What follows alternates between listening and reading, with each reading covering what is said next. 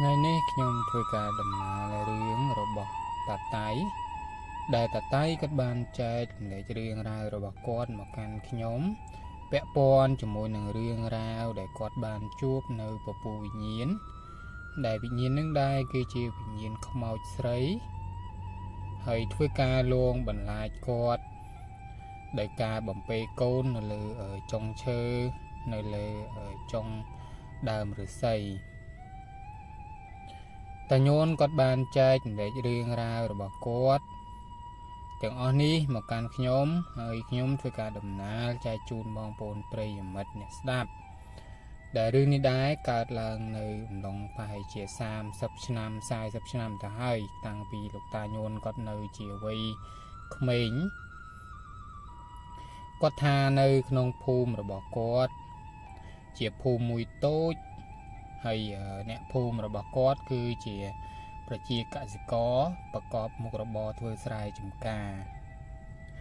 ហើយតាញូនគាត់មានដីស្រែ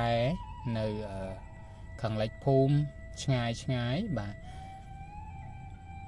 ដែលគាត់តែងតែទៅធ្វើស្រែចម្ការជារៀងរាល់រដូវជារៀងរាល់ឆ្នាំហើយចំពោះការធ្វើស្រែចម្ការគាត់ដែរហ្នឹងគឺគាត់ធ្វើរបៀបថាគឺគាត់ត្រូវទៅពីព្រឹកហើយមកត្រឡប់មកវិញហ្នឹងគឺគាត់ត្រឡប់មកវិញយប់ដោយសារតែដីស្រែរបស់គាត់គឺស្ថិតនៅឆ្ងាយពីភូមិអញ្ចឹងរាល់ការធ្វើដំណើរទៅគឺប្រើពេលយូរហើយក៏គាត់ធ្វើការងារជាស្រែចម្ការហ្នឹងតតែយប់បានគាត់ត្រឡប់ចេញមកវិញអញ្ចឹងទម្រាំតែគាត់មកដល់ផ្ទះហ្នឹងគឺខ្ទង់ប្រហែលជាម៉ោង7ម៉ោង8ពេលខ្លះឈានដល់តម៉ោង9យប់ក៏មានហើយពាក់ព័ន្ធជាមួយនឹងរឿងហ្នឹងដែរគាត់ថាមុននឹងគាត់ជួបនៅវិញ្ញាណខ្មោចបំពេកូនហ្នឹងដែរគឺនៅក្នុងភូមិរបស់គាត់គឺមានស្ត្រីម្នាក់ដែលគាត់មិនមានប្តីទេហើយថែមទាំងគាត់មានផ្ទៃពោះគាត់មកធ្វើការងារនៅស្រុកគេបាទនៅទីក្រុងភ្នំពេញហើយគាត់ក៏មានផ្ទៃពោះគាត់ត្រឡប់ទៅស្រុកវិញ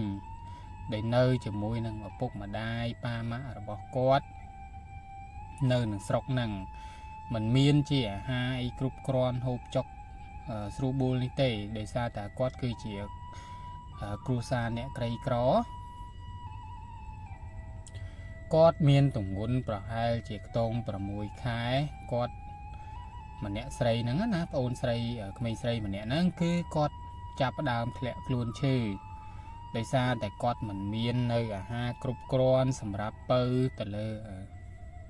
កូនក្នុងផ្ទៃក៏ដូចជាខ្លួនរបស់គាត់ហើយណាមួយគឺដល់រដូវធ្វើស្រែផងគាត់ត្រូវទៅជួយការងារធ្វើស្រែផ្សេងម្លោះហើយទៅធ្វើឲ្យគាត់នឹងជំងឺរបស់ម្នាក់ស្រីហ្នឹងបាទគាត់កាន់តែទ្រុឌទ្រោមទៅរហូតទៅដល់ថ្ងៃមួយអូនស្រីម្នាក់ហ្នឹងគឺគាត់បានទទួលមរណភាពនៅក្នុងព្រៃមកមួយបានដែលចេញពីក្នុងភូមិមកដីវាលមានន័យថាគឺប្អូនស្រីគឺគាត់បានមកធ្វើស្រែនៅខាងលិចភូមិដាច់ឆ្ងាយហ្នឹងបន្ទាប់មកពេលយប់គឺគាត់ធ្វើដំណើរទៅវិញហ្នឹងគាត់អស់កម្លាំងគាត់ខ្យល់ចាប់ខ្យល់កយទៅគឺគាត់បានដួលស្លាប់នៅជាមួយនឹងក្នុងព្រៃមួយដែលក្នុងព្រៃហ្នឹងដែរមានដើមឈើធំមួយដែលហៅថាដើមត្រាចហ្នឹងធំណាស់បើឈរវិញគឺអោបប្រហែលជា2នាក់អីបានជុំព្រោះដើមត្រាចហ្នឹងគាត់ថាមកដល់បច្ចុប្បន្នគឺរលំហើយគាត់ថាដើមត្រាចហ្នឹងគឺតាំងពីគាត់តាំងតែលោកតាជុនគឺគាត់មានកំណើតមកគឺឃើញដើមត្រាចហ្នឹងនៅនឹងគឺធំហើយអញ្ចឹងទៅបាទហើយប្អូនស្រីម្នាក់ហ្នឹងក៏គាត់ស្លាប់នៅក្នុងក្រោមដើមហ្នឹងហើយអ្នកភូមិក៏គេយកសាកសពរបស់ប្អូនទៅធ្វើបុណ្យនៅក្នុងភូមិបន្ទាប់ពីធ្វើបុណ្យហើយគេក៏យកសពប្អូនហ្នឹងគឺមក បូជានៅក្នុងវត្តមកកន្លែងនៅក្នុងភូមិរបស់គាត់ដោយបុណ្យរបស់ប្អូនស្រីគឺមិនសូវធ្វើជាធំដុំអីទេដោយសារតែគាត់ថាគឺប្អូនស្រីម្នាក់ហ្នឹងគឺគាត់មិនសូវជាមានលទ្ធភាពក្នុងការធ្វើបុណ្យទេគ្រួសាររបស់គាត់ចាស់ហើយណាមួយប្អូនស្រីគាត់មានផ្ទៃពោះហើយមិនមានប្តីនៅជាមួយក៏ដូចជាមិនដឹងថាគាត់មានផ្ទៃពោះជាមួយនឹងអ្នកណាអញ្ចឹងទៅហើយគេបោះបង់គាត់ចោលគេធ្វើបាបគាត់ក៏ត្រឡប់មកស្រុកទាំងខ្លួនមិនមានលុយមិនមានអីគ្រួសារក្រីក្រទៀតអញ្ចឹងហើយទៅធ្វើឲ្យគាត់លាក់ខ្លួនឈឺរហូតដល់ប៉ះពាល់ទៅដល់អាយុជីវិតទាំងគាត់និងកូននៅក្នុងផ្ទៃដែលមានអាយុ6ខែបន្ទាប់មករាល់ការធ្វើបុណ្យទាំងអស់គឺវត្តក៏ដូចជាលោកគាត់ជួយក្នុងការបំណប់បំរុងក៏ដូចជារៀបចំពិធីបុណ្យជូនគ្រួសាររបស់ប្អូនស្រី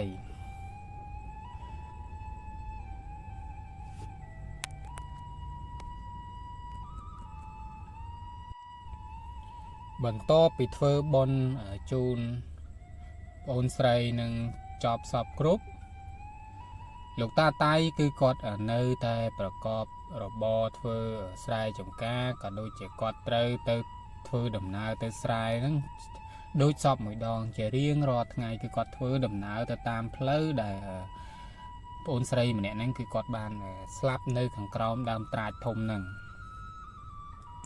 តាតៃគាត់ចេញពីព្រឹកទៅគាត់បររទេះទៅជិះរទេះគោណាយករទេះគោទៅដើម្បីឲ្យឡើងទៅព្យួរស្ទង់ហើយនឹងពេលល្ងាចទៅគាត់ត្រឡប់មកវិញហើយថ្ងៃ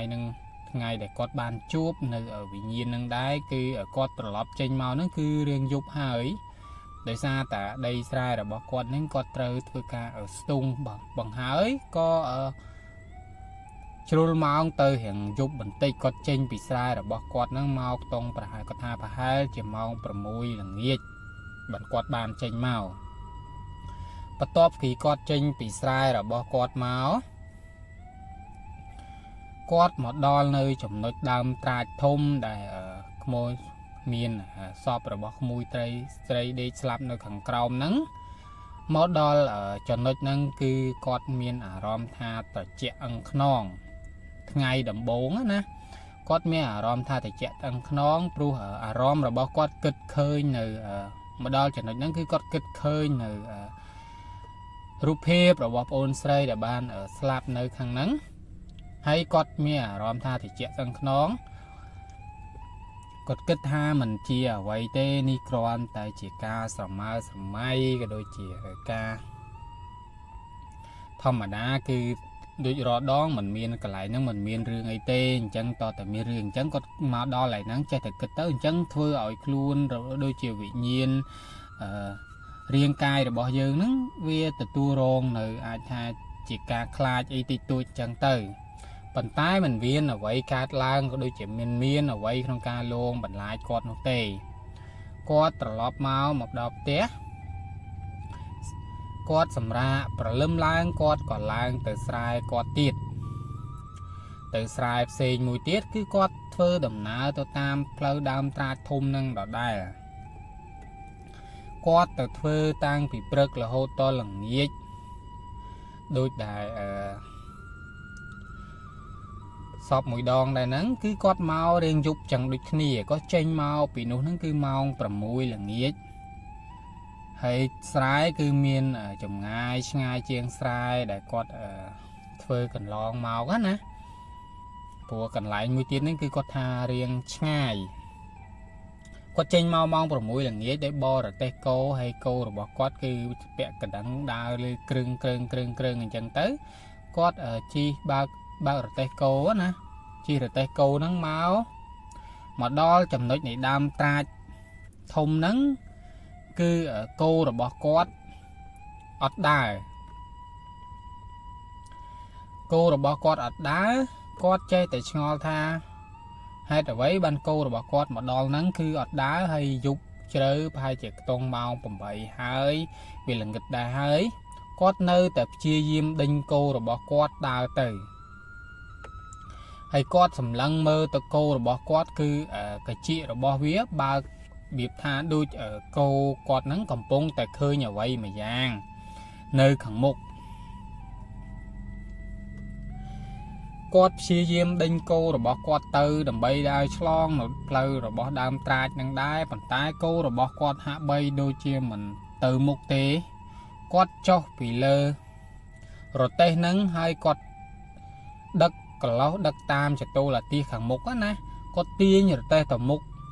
ទៀតក៏នៅតែគោរបស់គាត់មិនដើរនៅពេលហ្នឹងគឺគាត់បានឡើងទៅលើរទេះវិញហើយគាត់ទាញនៅខ្សែតៃវាយជាមួយនឹងគោហ្នឹងបង្ខំឲ្យវាដើរទៅហើយគោក៏វាដើរទៅប៉ុន្តែការដើររបស់វាហ្នឹងហាក់បីដូចជាវាចង់ផ្អើលមានអ្វីមកបញ្ញាក់របស់បញ្ញាក់ភ្នែករបស់វាអញ្ចឹងវាចង់ផ្អើលអញ្ចឹងណាបងប្អូនបាទគាត់ថានៅពេលហ្នឹងគឺគាត់រទេះគោរបស់គាត់ហ្នឹងគឺដើរទៅដល់ខាងក្រោមដើមត្រាចធំហ្នឹងគាត់ក៏ឮសូរសំឡេងមានក្មេងស្រីយំគាត់ថាប្រហែលជា4-10ម៉ាត់ណាឮយំអេងញ៉ាប្រហែលជា4-10ម៉ាត់ប្រហែលជាគាត់ថាប្រហែលជាខ្ទង់10វិនាទីគោរបស់គាត់ក៏ឈប់នឹងថ្កល់ហើយគាត់ព្យាយាមស្ដាប់នៅសំឡេងក្មេងហ្នឹងគាត់គិតថាក្រែងលោមានអ្នកណាដើរមកពីខាងក្រោយអីទៅមានកូនខ្ចីអីចឹងទៅដើរខាងក្រោយអតេះគាត់ទៅគាត់ក៏គោរបស់គាត់ចាមឈប់គាត់ក៏មិនបានដេញទេដែរគាត់នៅចាមហ្នឹងក្រែងលោថាមានអ្នកមកពីក្រោយទៅគាត់មានកូនខ្ចីទៅគឺគាត់ហាវឡើងជិះរទេះហ្នឹងគាត់ថាគាត់ចាំមកសន្ទុះក៏គាត់ប្រទះឃើញម្នាក់ក្មេងស្រីម្នាក់ហើយបីជាមួយនឹងកូនង៉ែតខ្ចីណាដើរមកពីក្រោយមែនដើរមកគាត់ក៏សួរថាក្មួយស្រីទៅណាដែរក្មួយស្រីក៏ថាបាទអ៊ំខ្ញុំទៅផ្ទះខ្ញុំនៅខាងចុងភូមិខាងកើតនេះហើយក៏ថាអញ្ចឹងឡើងចេះរទេះមួយអ៊ំមកកុំឲ្យកូនវាយំពេកគាត់ក៏ហៅអ្នកដែលបីកូនង៉ែតហ្នឹងឡើងចេះរទេះគាត់ថាបន្ទាប់ពីគាត់បើករទេះបានប្រហែលជា500ម៉ែត្រគាត់ងាកទៅក្រោយក៏អត់លែងឃើញគាត់ថាគាត់លែងឃើញអ្នកដែលសុំជីហ្នឹងណាគាត់ក៏ឈប់រទេះហើយគាត់ព្យាយាមហៅរកថាប្អូនស្រីតាណាអញ្ចឹងទៅគាត់ហៅមិនលឺគាត់ក៏បរទេះគាត់ទៅមុខទៀតនៅទៅដល់ខាងមុខហ្នឹងគឺមានដើមឈើមួយធំនៅជាដើមឈើមួយធំហ្នឹងនៅជួបជាមួយនឹងគុម្ពឫស្សីគេថានៅដើមឈើហ្នឹងធំហើយជួបជាមួយនឹងគុម្ពឫស្សីហ្នឹង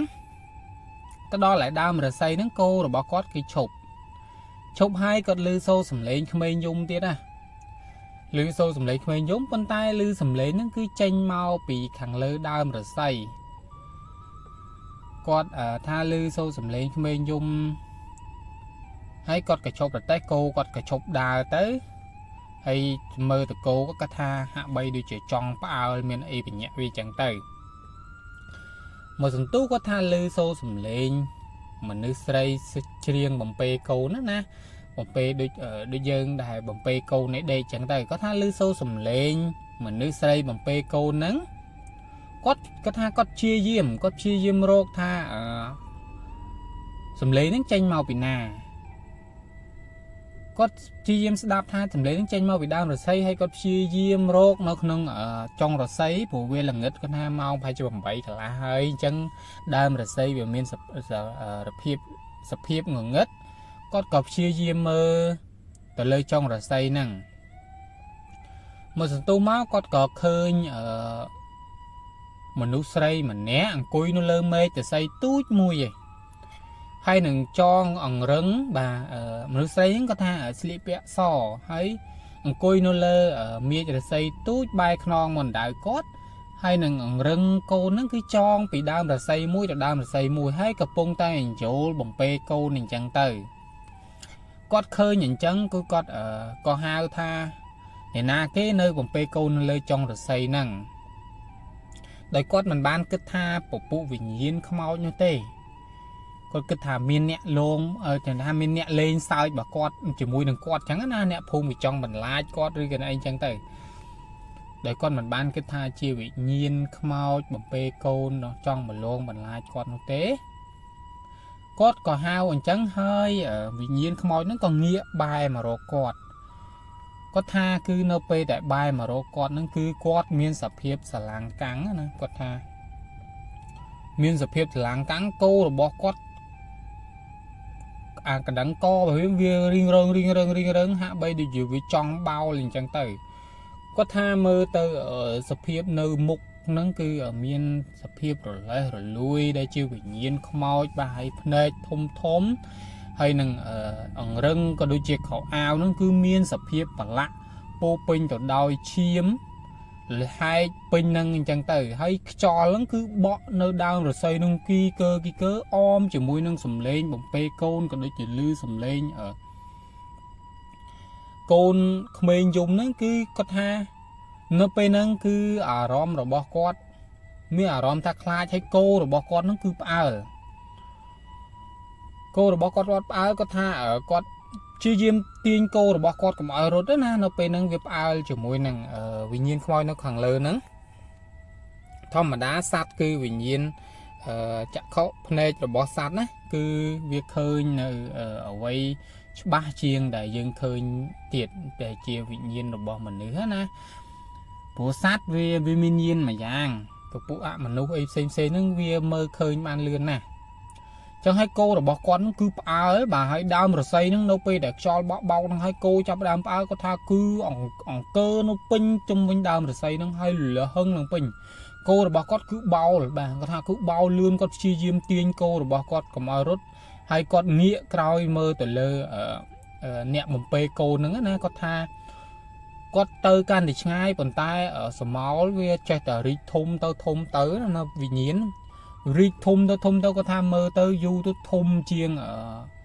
ដើមថ្នោតទៀតបងប្អូនណាគាត់ថាខ្ពស់ទៅលើហើយធម្មតានៅពេលដែលអ្វីដែលរីកធំខ្ពស់ទៅវាហាក់បីដូចជានៅចិត្តយើងណាគាត់ថាមើលទៅគឺគាត់គោរបស់គាត់បោលមកចិត្តដល់ភូមិហើយចិត្តដល់ក្នុងភូមិប៉ុន្តែគាត់នៅតែមើលឃើញហើយគាត់រហូតគោក៏គាត់បោលមកដល់ភូមិទៅគាត់ងាកទៅក៏បាត់ទៅហើយដល់ក្នុងភូមិអ្នកភូមិក៏គេស្រែកសួរថាតាមានរឿងអីបានតារត់បំបោលគោឲ្យលឿនម្លេះគាត់ក៏បានប្រាប់ថាគាត់បានជួបនៅក្មេងស្រីម្នាក់ដែលគាត់សុំរទេះហើយគាត់ជិះជាមួយគាត់ជិះក៏បាត់គាត់ដើរមកមុខតិចទៀតបាទរទេះមកមុខតិចទៀតក៏ប្រទះឃើញមានខ្មោចបាទគាត់និយាយថាគឺខ្មោចវិញ្ញាណខ្មោចហ្នឹងគឺនៅលើចុងរស័យកំពុងតែបំពេកូន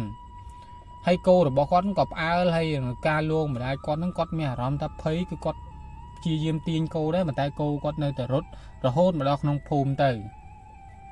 ហើយគាត់បាននិយាយរឿងរ៉ាវរបស់គាត់ដែលបានជួបហ្នឹងគឺទៅប្រាប់អ្នកភូមិផ្សេងដែលគាត់បានដើរកាត់ហ្នឹងគាត់ថាគឺចាប់តាំងពីមានក្មេងស្រីម្នាក់ដែលគាត់បានស្លាប់ហ្នឹងទៅគឺផ្លូវមួយហ្នឹងគឺនៅពេលដែលដើរយប់តែងតែមានជួបនៅរឿងរ៉ាវផ្សេងមានដូចជាដើរមកគាត់បងប្រុសម្នាក់ហ្នឹងគាត់និយាយថាគាត់បានដើរពីស្រែរបស់គាត់មកគឺគាត់មកខ្ទង់ប្រហែលជាម៉ោង6ទេល្ងាចល្ងឹតមុំហ្នឹងគាត់ថាគាត់ដើរមកដល់ក្រោមដើមត្រាចហ្នឹងគឺគាត់ឃើញនៅសត្វឆ្មាមួយពណ៌ខ្មៅធំនៅនឹងដើមត្រាចហ្នឹងហើយនៅពេលដែលដើរមកគឺគាត់ថាមើលមុខគាត់រហូតតតែគាត់យកដៃហ្នឹងកើបដីខ្សាច់ឲ្យគប់ទៅបានវារត់ចូលព្រៃបាត់ហើយអ្នកខ្លះទៀតក៏គេថាឲ្យតែដើរកាត់ក្រោមហ្នឹងខ្ទង់ប្រហែលជាម៉ោង7ឬក៏ម៉ោង6ល្ងាចហ្នឹងតែងតែឲ្យតែដើរទៅលឺសូរសំឡេងអីមួយអាចថាលឺសូរសំឡេងដូចមានអ្នកណាស្រែកហៅប៉ុន្តែរកមើលទៅអត់មានទេអ្នកផ្សេងណាគេនៅពេលដែលលោកតាក៏បាននិយាយអញ្ចឹងគេប្រាប់ទៅថាគេធ្លាប់ជួបនឹងសំឡេងតែប៉ុន្តែគេមិនដែល ban bằng hai phụ bình nhiên được ở ban bằng hai con ở ban đăng thà nâng cái chia bình nhiên thì có smart tận nẹp xe như hào ấy có luộc pun có tây có cót mình chắp ở rom hay bong prom này đấy có khơi chma nó có cót ở mình chắp ở rom tha chma nó cứ chỉ ca lô mình like này ở phụ bình nhiên đi có phụ bình nhiên thôi chỉ chma làm bay ở mọc mình like cót để trắng đây hay bong prom này tiếc có tha ở cót mau bị mưa mốn á mưa môn đi phứ có tha mà đo nứng có tha mà đo nứng khơi nhở đam trai nưng có tha khơi đam trai nưng rồi lúng cắt đuôi cắt phơi nưng á nè đam trai nưng rồi lúng đuôi mà cắt phơi có đau có lon đam trai nưng hơi hua mà đo phùm có pram nè phùm tha đam trai thôm nơi khẳng lệch phùm nưng cứ ban tu là hơi bàn tay nó pe lơm láng nè phùm này đai cắt nắng có đôi chỉ qua đấy ban đai cắt nắng cứ đam trai nắng ở đầu lùng thì cứ nơi thom mà đã tiếng đại con ở riệp lư lang con mau bị mơ môn mau bị đã sự tu gì vẫn cứ con khơi đam trai nắng đầu lùng bàn tay lầm láng bay chỉ ở tì chẳng có cái thang phải chỉ con prene rồi gọi dân mấy chân từ hay rương rau từng ở nâng cứ nè phum sen cái tay để chụp nè khơi nó chân tới hay cọp chuồn ấy chỉ mùi nằng được ta để con ban chụp chân tiết có cái tha ní cười chỉ vì nhiên mau trong lôn mình lá chắp tăng vì ở miền ca slap nơi khẳng khao đào nâng mau nơi mau rồi bóc mình xây mà nè có đôi trẻ côn nó không tây ở chỗ của mũi khai nằng tơ phụ ở nè phôm tiếng o cứ có tha chắp đam bộ bù khné niệm muốn presong ấy từ thưa bị thi nó crom đam ta nằng đâm bay ở cầm chặt nó ốp trục chẳng rai cái đôi vị nhiên để nơi krum krong nắng nắng ôi từ chập chiết nơi ở rư gà tàu rốt ti than na để xong cùi chẳng từ cũng nơi luôn mình lại này bị chỉ chôn nó không phun tiết rùa ở lâu nó cứ chụp lâu để bị chỉ chôn có từ thưa đầm nào từ thưa sai chấm ca chẳng á bong bồn bà hơi chập tăng bị pe năng máu cứ ở phun rồi bỏ ở quạt nắng cứ ở miềnสภาพธรรมดาវិញមានសភាពធម្មតាវិញដោយមិនមានវិញ្ញាណនេះផ្សេងៗមកលោកមិនឡាច់ដូចអាកាលដែលទៅតែស្លាប់នៅខាងក្រោមនឹងភ្លាមនោះទេហើយចំពោះរឿងរ៉ាវដែលខ្ញុំដំណើរចែកជូនបងប្អូនប្រិយមិត្តនេះគឺខ្ញុំក៏សូមបញ្ចប់ត្រឹមនេះពាក់ព័ន្ធជាមួយនឹងរឿងរ៉ាវរបស់លោកតាម្នាក់គឺគាត់បានជួបនៅវិញ្ញាណខ្មោចមិនប្រយ័ត្នមាត់ក៏ដូចជារឿងមាត់ប្រពេចប្រប៉ោចនៅពេលដែលយើងមុននឹងចេញដំណើរទៅណាមួយហ្នឹងណាមានមាត់ប្រពេចប្រប៉ោចជាពិសេសទៅទីតំបន់ភ្នំក៏ដូចជាទៅតំបន់សក្ការៈបូជាស័ក្តិសិទ្ធិណាមួយចឹងទៅបាទហើយរឿងនេះដែរខ្ញុំទទួលបានការចែករំលែកពីបងប្រុសម្នាក់ឈ្មោះថាបងមេងបាទដែលបងមេងគាត់បានចែករំលែករឿងរ៉ាវរបស់គាត់ដែលគាត់បានជួបនៅក្នុងអំឡុងពេលដែលគាត់ទៅធ្វើការបោចវល់សម្រាប់ឡើងចងថ្នោតបងប្អូនបាទដែលរឿងរ៉ាវនោះដែរគឺកើតដោយសារតែមាត់ប្រពេចប្រប៉ោចរបស់ក្រុមគាត់ដែលបានចេញដំណើរទៅជាមួយគ្នានឹងដើម្បីកុំឲ្យខាតពេលវេលាយូរបងប្អូនប្រិយមិត្តស្ដាប់សាច់រឿងពេញរបស់បងមេងគឺគាត់ប្រកបមុខរបរជាអ្នកឡើងថ្នោតបាទឡើងថ្នោតគៀបយកទឹកវាដើម្បីរងាស់ធ្វើស្ករបងប្អូនបាទហើយគាត់រស់នៅក្នុងខេត្តតាកែវបាទ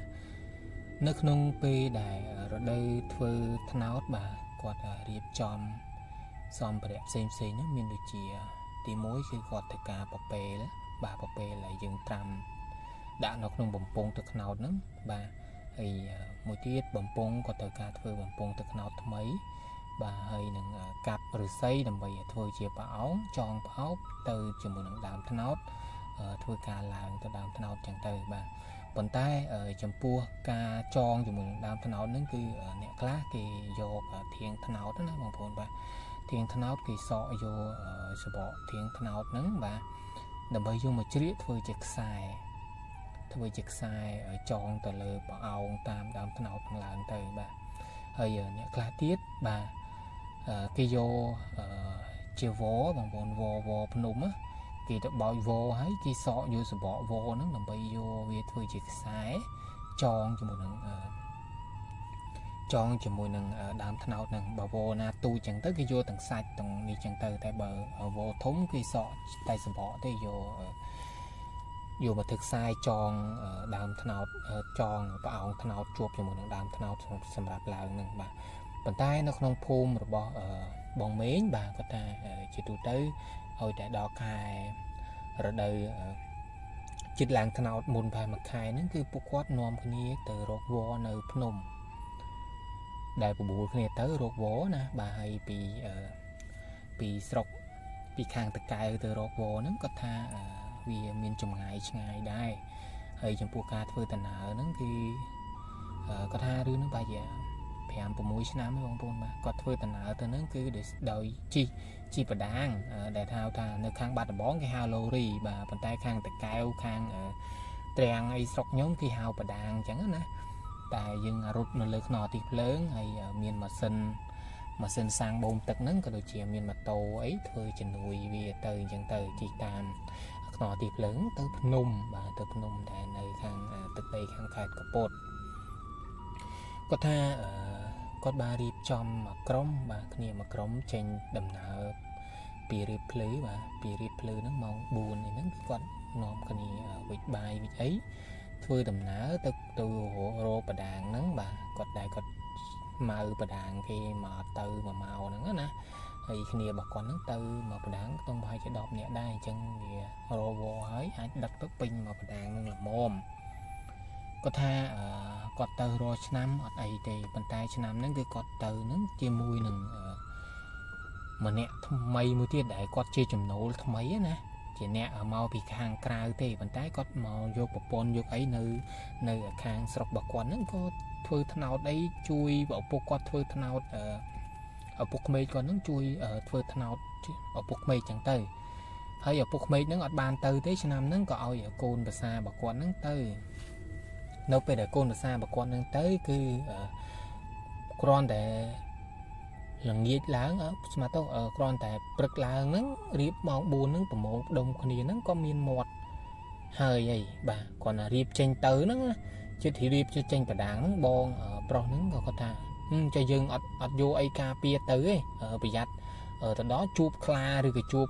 sạt chẳngไรtới dừng bàn ai cà pia luôn con tại con ở bong mấy con lư trắng con rút trúng mà buồn bà có rút trúng hay có con vậy ta hi mình vậy ấy trắng hay không có con vậy ta ấy mình vậy ấy trắng từ trên đầu núm cái ở vậy trắng tê hay ở bong pro mà nè tiền nó cứ cọt mua ở bằng rít nó có tha nhôm vậy lên tê nhôm vậy lên tê hay có thứ sai thứ bằng ấy đào từ đó hay cọt ở bằng mấy cọt trắng cọt lươn trắng cọt cùi bá buồn là cọt lăng cùi bá quý bá có thôi đàn hạ từ một khi thức đo lại bà đàn này đo lại bà đàn nó có riệp chom ở lực bà đàn nó lại lực nọ thì plương nắng bà hay nâng bà che mà xin xâm rạp ở ổ bà đàn nâng từ hay làng chi là lực bà đàn này có thôi đàn hạ nó có tha tông bà chỉ chết mà máu ngay xâm rạp ở đầm bấy đo là phnom để những ai làng bảo vô bán này có tha nó bây đã thôi đàn hạ tam bà đàn nó tiết bằng rất nó vậy chứ đó có tha cho dừng miền sang miền ấy còn nữa giờ chi ở lúc mà xin cả đã lấy ở sáng có dễ chẳng tiết con dễ chẳng tiết bằng mấy cái tha anh đinh châu là đinh châu cho đây là ấy chẳng hay có con ở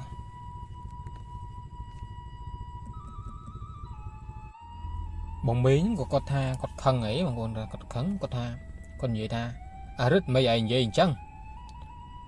tao đa từ nào ngay anh mà na cái anh vậy thì chẳng rồi tới bằng rất nứng có con tha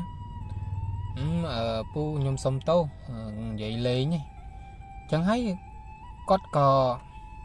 nè trên nứng cái cò phẹp tha mình dây lên tay khoa rương vậy lên nhé vậy hưởng trắng tăng vì tranh mau phim mà hốt vào đó là ở chi nó lơ bà đàn hay nơi mọt và bị bao trắng bị chặt đinh cho liên oi tới hồi tới bằng rất năng có thang pu nhưng xin dừng vậy lên thế xong tô hay chẳng thấy ហើយក៏គាត់ស្ងាត់មាត់ទៅគាត់ស្ងាត់មាត់ហើយបងមេងគាត់ថាគាត់ខឹងគាត់ខឹងព្រោះគាត់ដើរដំណើរឆ្ងាយគឺគាត់អត់ឲ្យអ្នកមានអ្នកនិយាយអញ្ចឹងទេហើយផ្ទះម្ចាស់បដាងហ្នឹងក៏គាត់ឮអញ្ចឹងក៏គាត់អស់និយាយទៅគាត់ថាកោតតែនិយាយអញ្ចឹងមករួចណារួចទៅដល់ភ្នំបងប្អូនបាទទៅដល់ភ្នំហ្នឹងគាត់ក៏រៀបចំលើកបដាងលើកអីហ្នឹងចុះមកចតខាងហើយដើរធ្វើដំណើរទៅប្រហែលជាខ្ទង់1គីឡូដើម្បីឲ្យឡើងភ្នំហ្នឹងហើយភ្នំហ្នឹងដែរគឺគាត់ឡើងហ្នឹងគឺគាត់ឡើងទៅតាមផ្លូវដែលគាត់ឡើង100ឆ្នាំទេមិនមែនជាផ្លូវដែលប្រជាជនក្នុងភូមិហ្នឹងគេឡើងទេព្រោះកន្លែងដែលគេឡើងគេបោចវបោចអីអស់អញ្ចឹងណាអញ្ចឹងគាត់ទៅខាងក្រោយវិញឡើងពីក្រោយមកវិញដើម្បីគាត់បោចវហើយគាត់តម្លាក់វហ្នឹងទៅតាមផ្លូវដែលគេឡើងពីមុខទៅចឹងហើយគឺនៅពេលដែលឡើងនោះវានៅក្នុងព្រៃវាមានសភាពថាព្រៃស៊ុបទ្រុបណានៅស្អប់ព្រៃស៊ុបទ្រុបទៅគាត់ក៏ឡើងទៅបដើទៅតាមជំរាលភ្នំហ្នឹងនឹងបដើមានវអញ្ចឹងទៅបោចវហើយយើងចងជាកងលើខ្សែគោអញ្ចឹងណាវិញជានេះហើយយើងចងជាប់ជាមួយនឹងកអញ្ចឹងទៅបានច្រើនបានគាត់ថាគាត់ទុកមួយដុំហើយនៅពេលដែលគាត់ដើរហ្នឹងគឺក្រុមរបស់គាត់ហ្នឹងគឺគាត់មានបែកជា3ក្រុមបាទប្រហែលជា10នាក់ហ្នឹងណាមានក្រុម4ក្រុម3បាទគាត់មានបែកជា3ក្រុមបាទម្នាក់ទៅគឺទៅទិសខាងនេះទៅម្នាក់ទៅ3នាក់ទៀតទៅទិសខាងនោះចឹងទៅដើម្បីរកវទៅយើងរកចូលគ្នាទៅគាត់ថាខ្លាចវាអ្នកខ្លះបានច្រើនចឹងនោះអ្នកខ្លះបានតិចហើយនឹងវាអត់សូវមានវគាត់ខាតពេលព្រោះគាត់ប្រើពេលតែមួយថ្ងៃទេហើយទៅបោចវហ្នឹងគឺតតែម៉ោង2ព្រឹកទៅដល់ម៉ោង7អីដល់ហ្នឹងបាទតតែម៉ោង3ម៉ោង4ម៉ោង5អីគាត់ថាបានចូលពីភ្នំវិញមកអដងរួចទៅក៏គាត់បោចវហ្នឹងហើយក៏បែករឹតហ្នឹងណាដែលថាមាត់ប្រពេចប្រប៉ោចហ្នឹងក៏ទៅក្រុមមួយគេផ្សេងបាទទៅក្រុមមួយគេផ្សេងទៅហើយនៅពេលដែលរៀបទៅក្រុមហ្នឹងក៏ផ្លយមាត់មកនិយាយទៀតគាត់ថាហ្នឹងហើយបែកគ្នាហើយបើមានសัตว์ដេញឬក៏មានអីចាំហៅគ្នាលឺផងរួចទៅបងមេងបាទបងមេងគាត់ខឹងពេកក៏គាត់យកអាវដែលគាត់បោចបានហ្នឹងគប់ទៅបងរិទ្ធហ្នឹងហើយមើលគាត់អត់តបតទេព្រោះបើតបតទៅវាអាចតែមានរឿងហ្នឹងរត់តែនិយាយហិតច្រើនទៀតគាត់មើលមុខហើយអ្នកគ្រប់គ្នាគេមើលមុខទាំងទៅបងរិទ្ធក៏គាត់ញាក់ខ្លួនបាទរិទ្ធហ្នឹងណាគាត់ញាក់ខ្លួនក៏គាត់ដឹងថាអូប្រហែលជាបងមេងហ្នឹងគឺខឹងគាត់រឿងនិយាយហ្នឹងហើយក៏គាត់ដើរទៅតាមក្រុមរបស់គាត់ហ្នឹងទៅដឹងមិនអីបងប្អូនបាទនៅពេលដែលក្រុមបងមេងគាត់ដើរចេញទៅណាគឺដើរចេញទៅគឺគ្រាន់តែដើរទៅប្រហែលជា1ម៉ោងបាទដើរប្រហែលជា1ម៉ោងហ្នឹងគឺក្រុមរបស់គាត់ម្នាក់ទៀតហ្នឹងគឺល្អិលពីលើអាចម្រេលថ្មលើចម្រេលថ្មមកល្អិលមកធ្លាក់ចង់ពមៀលមកក្រោមបងប្អូនបងមេងថាកុំតែបានគល់ឈើទប់ឯងកុំអីពមៀលធ្លាក់ទៅជ្រោះហ្មងកុំអីពមៀលធ្លាក់ទៅជ្រោះហើយសួរបងទៅគាត់ថាឲ្យគាត់ប្រយ័ត្នដែរតែវានៅតែល្អិលហើយក៏មានអត់ត្រូវអីដែរគាត់ថាបងមេងដល់ពេលហ្នឹងបងមេងចេញពីគាត់ទីហ្នឹងក៏គាត់ដើរទៅហើយក៏គាត់ប្រាប់ថាមើលប្រយ័ត្នផងខ្លាចវាមានស្លែមានអីថ្មមានស្លែចឹងហើយយើងជន់ទៅខ្លាចល្អិលចឹងទៅរួចទៅក៏ដើរទៅទៀតហើយបាទរកបានវហ្នឹងគាត់ថាប្រហែលជាខ្ទង់ម៉ោង2បាទម៉ោង2គាត់នាំគ្នាហៅស្រែកហៅគ្នានៅលើភ្នំហ្នឹងដើម្បីមកជុំគ្នាហើយវម្នាក់គឺបានគាត់ថាបានគ្រប់គ្រាន់ហើយបាទម្នាក់2ដុំម្នាក់3ដុំចឹងទៅតាមអ្នកខ្លះមានថ្នោតតិចចឹងទៅគាត់ធ្វើរត់តិចទៅអ្នកខ្លះគាត់មានថ្នោតច្រើនគាត់ត្រូវការវហ្នឹងច្រើនចឹងរត់បានម៉ោង3ហ្នឹងបានគ្រប់គ្នានៅតែក្រុមរបស់បរិទ្ធហ្នឹងទេដែលថាមាត់ប្រពេចប្រប៉ោចហ្នឹងក៏ស្រែកហៅទៅលឺសំឡេងឆ្ងាយហើយលឺសំឡេងហ្នឹងគឺបរិទ្ធហ្នឹងគេអ្នកឆ្លើយមកគេថាគេទៅហើយពងតាចងហើយចាំបង បងម្នាក់ទៀតបាទដែលក្រុមគាត់ហ្នឹងណាថាពងតែចាំហើយទៅលើហើយអញ្ចឹងទៅគេក៏នៅចាំនៅហ្នឹងបាទគេចាំនៅហ្នឹងរួចទៅគាត់ក៏មន្ទុះបាទមន្ទុះក៏ឃើញបរិទ្ធហ្នឹងដើរមកលីជាមួយនឹងវរែកជាមួយនឹងវមកពីដុំខាងណារែកនឹងវហ្នឹងមកពីដុំគាត់ក៏សួរថាចុះក្រុមយើងមិនអត់ទាន់ឃើញមកអញ្ចឹងទៅគាត់ក៏ថានៅក្រោយតាអាណាដើរយូរយ៉ាត់ខ្លាស៊ីអស់បរិទ្ធហ្នឹងក៏គាត់និយាយអញ្ចឹងគាត់និយាយអញ្ចឹងបងមេហ្នឹងគាត់ហួសចិត្តហ្នឹងគាត់ថាមិននិយាយទេអញ្ចឹងគាត់ថាគាត់និយាយមិនព្រោះបងប្អូនគាត់ថានៅជុំវិញគាត់ហ្នឹងគឺក្រហមសំឡេងជ្រូកព្រៃណាគាត់ថាជ្រូកព្រៃមកអ៊ូមករបុកព្រៃមកសម្ដៅគាត់បាទគាត់ថាមកបុកព្រៃមកសម្ដៅក្រុមរបស់គាត់ដែលគាត់នៅមួយក្រុមហ្នឹងបាទនៅពេលហ្នឹងគឺគាត់ទាញគាត់ថាអាកបិតដែលយើងយកទៅបោចវហ្នឹងគឺគាត់ទាញជុំវិញបាទគាត់កាន់នំនឹងកាន់ជុំវិញវាខ្លាចអត់ដឹងថាវាត្រូវហក់មកពីតំបន់ណាបើទីហោបើហក់មកគឺថាគាត់យកអាកបិតដែលគាត់យកហ្នឹងគឺកាប់ជ្រូកហ្នឹងហើយនៅពេលនោះគាត់លឺសូរសំឡេងពេញហ្នឹងអញ្ចឹងទៅបាទរួចទៅបងមេងក៏គាត់ចាប់អារម្មណ៍ណាគាត់ថាគាត់លឺសំឡេងអញ្ចឹងហើយវានៅតែលឺអញ្ចឹងគាត់ក៏លើកដៃសាពះម្ចាស់ទឹកម្ចាស់ដីấyគាត់សុំថាអ្នកថែរក្សាភ្នំបាទដោយសារតែគាត់មានក្រុមការងារមកផ្សេងម្នាក់ទៀតដែលគាត់អត់ធ្លាប់ឡើងភ្នំអញ្ចឹងហើយគាត់ចេះតែមាត់ប្រពេចប្រប៉ោចនិយាយស្ដីអីប្រពេចប្រប៉ោចអញ្ចឹងសុំម្ចាស់ទឹកម្ចាស់ដីអ្នកថែរក្សាភ្នំហ្នឹងសុំជួយថែរក្សាកុំមានកុំខឹងសម្បាជាមួយនឹងសម្ដីឬក៏អីព្រោះវាជាក្មេងអញ្ចឹងទៅធ្វើការអប់រំច្រើនកាលមកហ្នឹងខ្ញុំធ្វើការអប់រំដែរប៉ុន្តែនៅតែមិនស្ដាប់អញ្ចឹងទៅហើយក៏សូមម្ចាស់ទឹកម្ចាស់ដីហ្នឹងកុំប្រកែប្រកាន់គាត់អីបាទហើយគ្រាន់តែគាត់និយាយអញ្ចឹងគឺ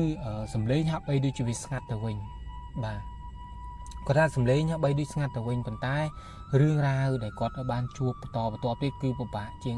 ពីមុនគឺនៅពេលដែលគាត់ចុះមករៀបចុះមកហ្នឹងគឺមានភ្លៀងខ្លាំងអញ្ចឹងធ្វើឲ្យចម្រេលភ្នំនោះវាមានភាពល្អិលអញ្ចឹងវាមានទឹកហូរមានទឹកអីមកទៀតអញ្ចឹងគាត់ថាពិបាកចុះអញ្ចឹងព្យាយាមចុះម្នាក់បន្តិចដោយការប្រយ័ត្នឲ្យមាត់គឺបិទមាត់ស្ងាត់ជ្រាបហ្មងគាត់ថាគ្រាន់តែជួបរឿងរ៉ាវអញ្ចឹងហើយគឺបិទមាត់ស្ងាត់ជ្រាបអបិរិទ្ធហ្នឹងក៏គាត់ដឹងខ្លួនដែរថាគឺដោយសារតែការនិយាយស្ដីមាត់ប្រពេចប្រប៉ោចហ្នឹងគឺធ្វើឲ្យមានរឿងអញ្ចឹងនៅក្នុងក្រុមនឹងការបោចវរហ្នឹងហើយគាត់ខ្លាចបងមេងហ្នឹងប្រាប់ពុកក្មេកប៉ាក្មេកគាត់ហ្នឹងណាអញ្ចឹងហើយគាត់ព្យាយាមស្កាត់មាត់ព្រោះគាត់ចាប់ដើមរំលឹកខ្លួនដែរព្រោះឮសំឡេងជ្រូកព្រៃមកខ្លាចដែរឮសំឡេងមកសឹងតែមកភ្នំណាបងប្អូនឡើងចង់ឲ្យកើភ្នំបងមេងថាបាទឡើងចង់ឲ្យកើភ្នំហើយរឿងអីមិនខ្លាចហើយព្យាយាមចុះមកទៀតទាំងពិបាកដដាប់ទទួលអ្នកខ្លះក៏ពមៀលធ្លាក់មកតាមវបាវខ្លះហ្នឹងអ្នកខ្លះក៏វហ្នឹងពមៀលមកហើយក៏បាត់ទៅរោវិញអត់ឃើញអញ្ចឹងទៅតែធ្វើម៉េចគាត់ថាវាបាត់អញ្ចឹងទៅហើយមួយយប់វាកាន់តែជ្រៅមកតែចុះមកដល់ជើងភ្នំវិញគាត់ថាខ្ទង់ប្រហែលម៉ោង6កន្លះជ័យគាត់ថានៅភ្នំវាល្ងឹតចឹងហើយក៏គាត់មិនបានជាត្រៀមបាយពេលល្ងាចដែរមានពិលតែមានមិនគ្រប់គ្នាទេព្រោះទៅនឹងគម្រោងថាមិនដល់យប់អញ្ចឹងទេតែដល់ពេលជួបរឿងរ៉ាវច្រើនអញ្ចឹងទៅតតែយប់អញ្ចឹងបានមកហើយគាត់គិតថាគាត់អាចរួចចេញពីភ្នំនឹងមកគឺគាត់គិតថារួចនៃជីវិតរបស់គាត់មួយទៀតព្រោះចាស់ពីដើមគឺគាត់ផ្ដាំថានៅពេលដែលឡើងភ្នំហាមបំផុតគឺនិយាយអីប៉ះពាល់ជាមួយនឹងគេអ្នកភ្នំអញ្ចឹងណាគឺរឿងខ្លះគិតក្នុងចិត្តតែមិនអាចនិយាយបានគាត់ថាដូចគាត់រួចជីវិតមកម្ដងទៀតចឹងគាត់ថាទាំងការល្អិលធ្លាក់ពីលើភ្នំមកហាក់បីដូចជាមានគេធ្វើបាបហើយគេជំនឿថាហាក់បីដូចជាគេប្រមានណាហើយបរិទ្ធនឹងដែរគឺក៏ត្រូវពមៀលបាទគឺគាត់ជួបញឹកជាងគេហ្មងបាទដើរជពុបឬឈើចឹងទៅដួលចឹងទៅថាបែកមុខឡើងអាថ្ងាសរបស់បរិទ្ធហ្នឹងដួលចំថ្មនឹងឈាមឡើង lên hình hay vô mía chơi đôi trẻ sạc chơi nó vô một bọc là mày tục chiêm nó bà có cho cái xài như thế hay là đau là bố để xa mót cứ ọt bị giặt mót ấy chân thôi rồi mình nè từ tại bạch bong chỉ vật nó là núng này hay to mới có thể lược bảng nó lược Ivan và có đã lược bảng bà lược bảng nó ấy có trên là móc tung bay cho mong bầm pơ cả lá bàn trên bị cái lại thằng máu trên máu nó copy mà đó cả lại cái tha đo cả lại đau pơ thôm muối mà đau pơ thôm nó cũng đau pơ nó miên cái cọp thâu mồi mùi tôi mồi lại nâng bà cái cọp nó lại xa mồi nó vì cái này tiệp lên cân nó bằng nguồn là tiệp lên cân đặt chỉ pi đó có khi ngon thì cọp nâng đàm pơ tật tôi mới nè tu chụp thì mùi nâng mót ấu bà mà đó lại nó cứ mà xin ní mà xin ô và đảng cứ ở lụt club nó nắng có thay chết đo ní hay nâng chết đo là te có đai chân mà xin và đảng khô tiết khô cháy thơ mình che thơ mấy có con non hơi rung mà có thay rung tăng vì ní nâng máu mà đo là ở cả lại để có thời cho nó người ta tung phải về buôn phèm cả lô đá ngay đá luôn nó có hụi bà đàn mà hụi nhái tự pê lăng tiết vía mau ngà tiệp lương mau chân tiệp lương máu có tha thử lơ để ván nó tranh bị lơ bà đàn nó là bay lơ bà đàn nó ở khang nọ tiệp lương này khang tiệp lương rột phốt ban nhưng ở ní tiệt nhưng ở bà to lơ việt đã hết rung bà to đầu tiên cái tha rung tùm rõ mà đo cái lại để có thời chụp nứng bà mà đó tôn mong chết đọp còn gì nè mong chết đọp hay còn mà đó lại nâng với cứ tờ lẹ Ivan bà có con trai bà có trăm màu trăm tờ tu vô nó miền là tì cô mà trăm đập vô nó là mong đọp nữa bà còn hai còn mà đo lăng với cái mà xin bà đá nó cứ xa bà vị đó chay bên thom bà đá mà xin bà đá nó bà vị nó chay bên thom bà đá bà to pi tờ lẹ vô lẹ ấy hơi thấy con cả lơ vô nó đã lừa ti có tới hay cái cả lơ vô đã lừa ti kịp xin tới còn ha tớp cả lơ năng thế bà để con từ bòi vô hay cứ đỡ tôi bòi vô nó nung hay cứ ở đây ở chơi của đó cứ con tới tập lư lang mong phèm mong ấy còn mặt đó đấy một đó nẹp phum trăm pre đó bằng bồn nẹp phum trăm pleu của bắn hay cái ha toàn miền tù sáp ấy nè tẹt tôn nên mau cát ba bạn nè phôm cái bờ rom cái ấy cái ní ra lần tí chứ cái thằng tam rồi cái khai miên rương bên ấy tôi núng á bộ dân tôi nung trắng miên rương ấy cao là người thế kia đăng thì hay nè sau cái bờ rom một phốt nó pe đại dương lang tôi nung tại ấy chẳng tới taro prey taro vô taro ấy nó phủ cái khai cha đầm bon nung cái mình đang tham miên ấy khai thì miên sát ở xe được bự xây miên sát cầm nát miên kla miên ấy đấy kẹt đăng thì chẳng kla mình phốt cứ nóไปđẹp tụp nung nó cứ kla chuột nơi bộ bộ nè tớp cha bị muốn đó nè cái phép tha nóไปđể dương lang nung cứ kẹt ở như vậy đây thì cái ở bị chát một phốt cứ mọt vàไปvà bao bà dương năng này hay nóไปđể mà đó cứ vía bắt ngặt chẳng tiết nè phôm cha cái bà rom cái này nè phôm cái bà rom cái một trăm nữa à lại nông priệt hay còn là khơi phụ quan run nhà ní nông máu nè run bà đạn nông máu là bây để chết đó có trộn phơn thôi run như thế khi khơi thì nó nên rút từ chui run mau bên đây hay cái tha cứ tập lực tim môi năng thế bằng mình tha cứ với tình nghĩa bằng có lực năng cứ với tình nghĩa bà hay mà đó nó có ban như vậy rương rau từng on nâng phẹp nè phôm nên tới ta rương rau tranh tới nó chỉ chua cũng che bà nó lợp nung nó miên panh ha chả miên là đua hay nâng rất nhiều việc đua thử nga việc bay chỉ chơi hay về từ tộc nung nó việc của bạn để sao như vậy về tranh tới nó kia vậy và bay và bao chỉ hơi chẳng tới chẳng hay từ của bạn nông ca thôi tận nào mình nó biết là nè phun cái lưới chẳng có cái khu chất cục nia bàn tay kia thầm mấy rương nó về cao lang hơi hai tha về chừng mê riêng bỏ bong rết nắng á nè vì chỉ mê riêng bỏ bong rết